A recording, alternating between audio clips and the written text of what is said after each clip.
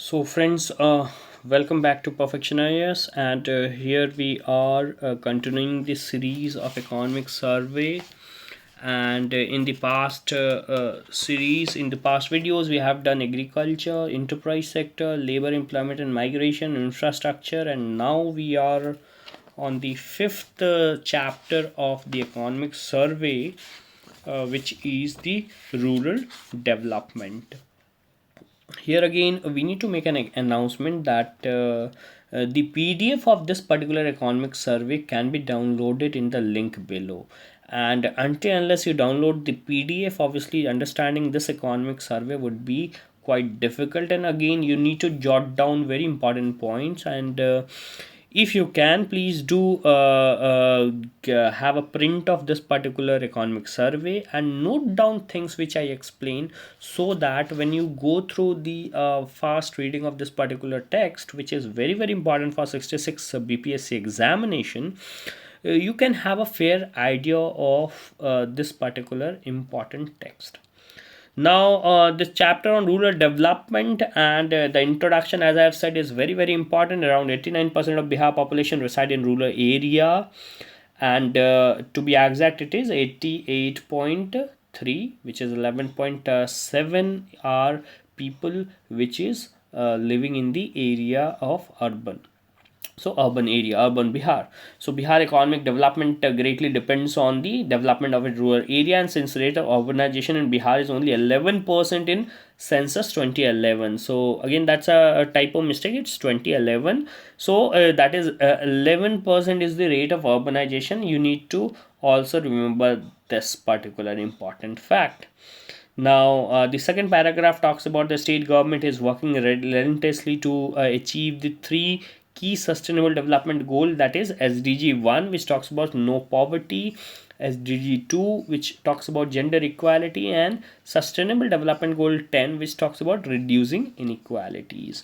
The rural development is pivotal for Bihar and livelihood option for such a large population depending on economic activity that take place in rural area and its surroundings. So again, Bihar, as we have said, is a agricultural state where bulk of population is directly indirectly dependent on agriculture. So again, this particular rural development chapter also becomes very very important. Now, we'll be looking into some scheme of the basically this particular text in economic survey talks about different schemes, and we'll be focusing on that one by one.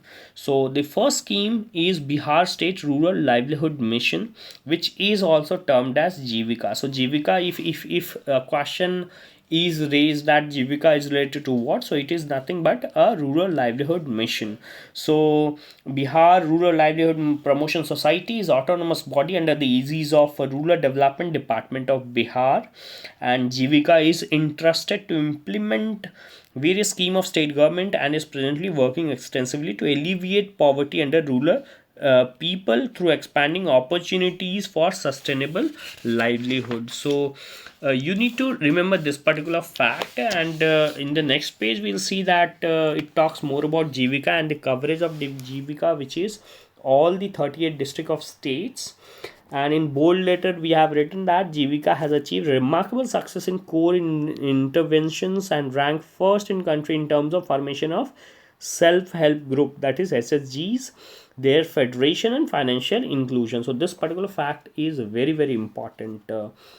Next important point says that the state government has launched new scheme called Satat Jivko Parjan Yojana in August 2018. So this is again a potential question that they may ask, that when was Satat Jivko Parjan Yojana was started. So the answer would be August 2018. uh, and the last paragraph here talks about the decentralized system of state rural livelihood mission has been initiated by Jivika, which focused on the community mobilization of Gram Panchayat during implementation through our local action plan. So basically, this text talks about Jivika being a umbrella program under which different programs are being implemented. Again, this box talks about the skill and placement under Jivika, and you can just go through it and have an idea of the success story what Jivika is creating. Now, next very important program is Manrega, Mahatma Gandhi National Rural Employment Guarantee Act, and as we know that this is being implemented by the Act of 2005, which is a social security measure to guarantee right to work and for at least one member of the family for 100 day annually. So this particular fact need to be remembered. And again, the data related to Manrega are given, and the last paragraph talks about that during the last 5 years the share of women in total employment created had increased, and it stood at 51.8% in 2018-19, a very important fact which could be asked in examination. Next important program under rural development is Pradhan Mantri Awas Yojana Gramin. And again, in this you can just go through few important points that the socioeconomic and caste census is considered to be the basis of identification of beneficiary of this scheme, and it was previously known as Indra Awas Yojana. So these 2 points are very important which you need to remember. Again, you can just go through the text. You can even pause the video and go through text if you wish. Then public distribution system, PDS, and it was much talked about in if you just have covered the current affairs of 2 to 3 years, you will have a fair idea of what public distribution system or what are changes related to it. And basically this economic survey talks about the main objective of the scheme being providing affordable and accessible essential food and non-food item to the poor. Basically this PDS is to provide essential commodity act under 1955, which regulates the production, supply, distribution essential commodities such as food grain and oil. Next point, which talks about National Food Security Act, which was implemented in 2013. Very important, you need to remember that, and was passed to make right to food a legal right.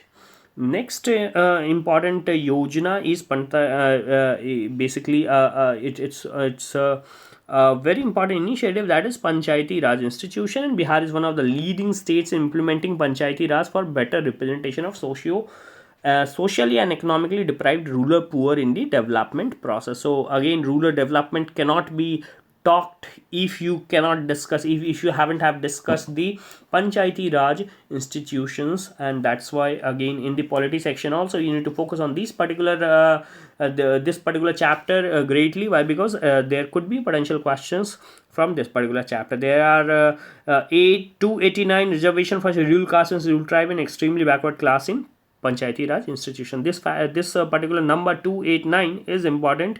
You need to remember this.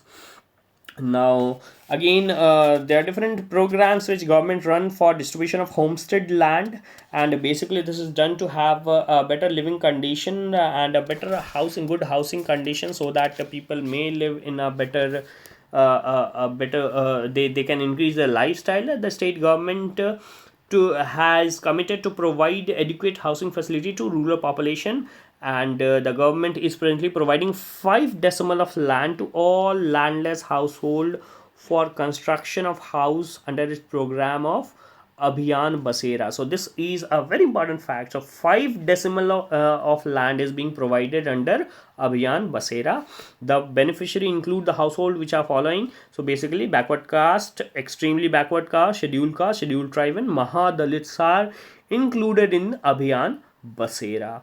And last but not the least is the conclusion, and this conclusion gives you a fair idea of what is the importance of this particular chapter. Is the most striking feature of this chapter that public Panchayati Raj Institution provide 50% reservation to women. So if you don't know that, please underline this, since we all know that the WLFP is low in rural Bihar, which is merely 3.9, as we have discussed in the chapter related to labor compared to national average.